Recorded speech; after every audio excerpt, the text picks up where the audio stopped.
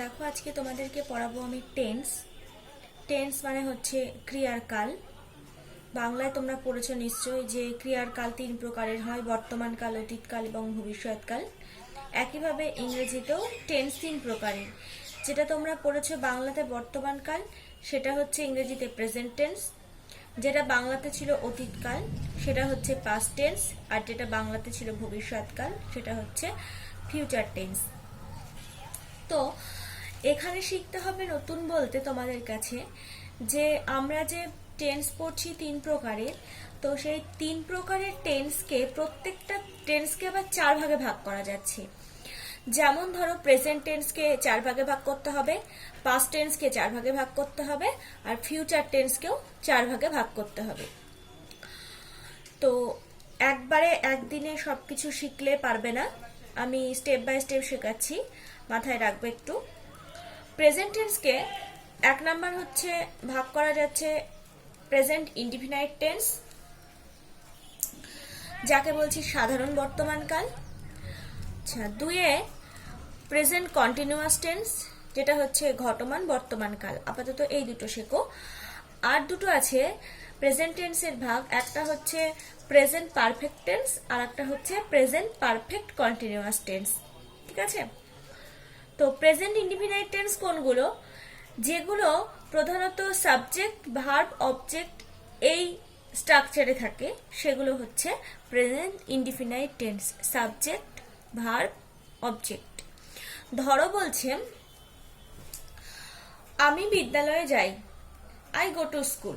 ঠিক আছে?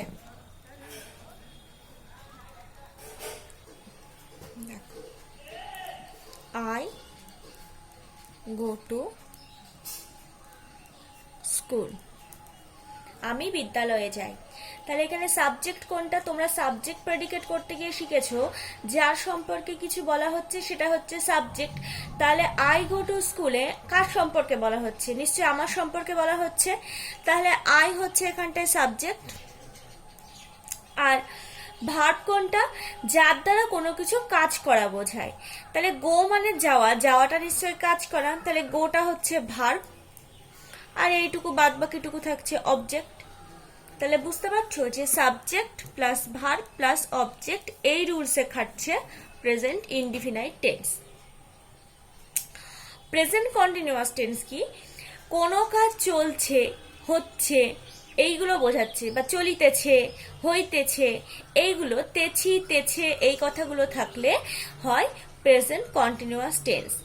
যদি এখানে বলতো আমি স্কুলে যাই না বলে আমি স্কুলে যাচ্ছি বা আমি স্কুলে যাইতেছি, তাহলে ওটা হচ্ছে প্রেজেন্ট কন্টিনিউয়াস টেন্স।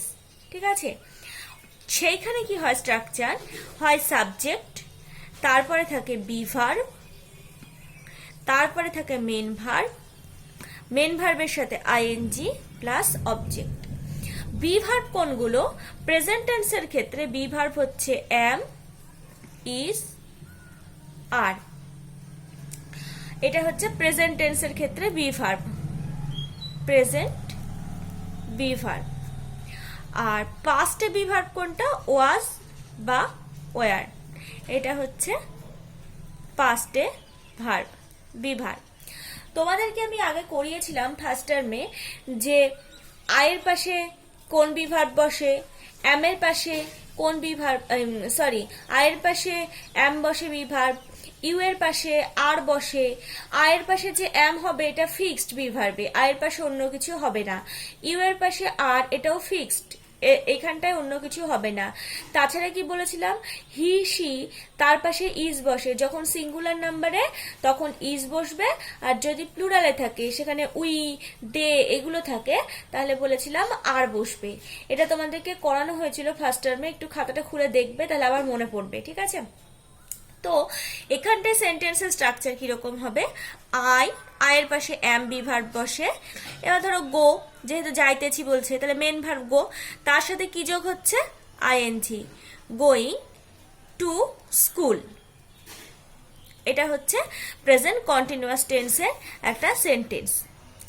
আই হচ্ছে সাবজেক্ট, এমটা হচ্ছে বি ভার্ব, গোটা হচ্ছে মেন ভার্ব, তার সাথে আইএনজি যোগ হলো, টু অবজেক্ট, এইটুকু হচ্ছে, এইটু স্কুল, এইটুকু হচ্ছে অবজেক্ট। তাহলে আমরা আজকে শিখলাম প্রেজেন্ট ইনডিফিনাইট টেন্সের ক্ষেত্রে structure subject plus verb plus object, আর প্রেজেন্ট কন্টিনিউয়াস টেন্সের ক্ষেত্রে স্ট্রাকচার হচ্ছে subject plus be verb plus main verb plus ING plus object. এই স্ট্রাকচার দুটো প্রেজেন্ট কন্টিনিউয়াস টেন্স ইনডিফিনাইট টেন্সের স্ট্রাকচার, আর প্রেজেন্ট কন্টিনিউয়াস টেন্সের যে স্ট্রাকচার এটা কিন্তু মুখস্থ করে নেবে।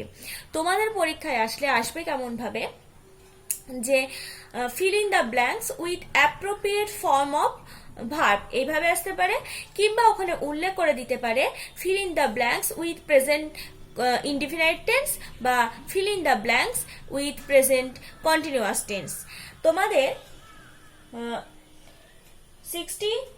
60 পেজে আছে অ্যাক্টিভিটি 10, সেখানে দেখতে পাবে fill in the blanks with present continuous tense of the given verbs in the brackets। এখানটা দিয়েছে তোমাকে মেন যে ভার্বটা, যেমন এখানকার মেন ভার্ব হচ্ছে গো, আই এম গোয়িং টু স্কুলে, সেরকম মেন ভার্বটা দিয়ে দিয়েছে। তোমাকে সেন্টেন্সটা পড়ে বুঝতে হবে যে ওখানটায় সাবজেক্টের পাশে কোন বি ভার্ব বসাবো, এবং মেন ভার্বটা বসিয়ে তার সাথে আমাকে আইএনজি যোগ করতে হবে। এবার আসি আমি প্রেজেন্ট ইনডিফিনাইট টেন্সের সাবজেক্টের পরে ভার্ব বসানোর কিছু নিয়ম আছে। তোমরা হয়তো শিখেছো কিনা জানি না, তোমাদের শেখা ছিল যে, এটা হয়তো বলেছিলাম আমি আগে, আমার ঠিক মনে পড়ছে না, যে পার্সন 3 প্রকার, first person, second person, third person. মানে তোমরা বাংলায় পড়েছো উত্তম পুরুষ, মধ্যম পুরুষ, প্রথম পুরুষ।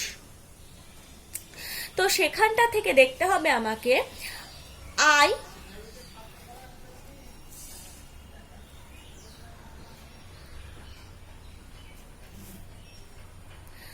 আই হচ্ছে ফার্স্ট পার্সন, উই হচ্ছে ফার্স্ট পার্সন, মানে আমি আমরা বোঝালে ফার্স্ট পার্সন, যেটা ওখানটায় বাংলায় উত্তম পুরুষ। তুমি তোমরা বোঝালে সেকেন্ড পার্সন, যেটা বাংলাতে মধ্যম পুরুষ। আর আমি আমরা তুমি তোমরা বাদ দিয়ে যেগুলো, সেগুলো হচ্ছে সব থার্ড পার্সন। তো যখন থার্ড পার্সন সিঙ্গুলার নাম্বার থাকবে, মানে এক বচন, সেটা কোনো নাম একটা হতে পারে, রাম, শ্যাম, যদু, মধু হতে পারে, যে কোনো একটা নাম, কিংবা হি বলে দিতে পারে বা শি বলে দিতে পারে। সেক্ষেত্রে যদি সাবজেক্ট থার্ড পার্সন সিঙ্গুলার নাম্বারে থাকে, তখন প্রেজেন্ট ইনডিফিনাইট টেন্সের ক্ষেত্রে ভার্বের সঙ্গে এস বা ইএস যোগ হয়।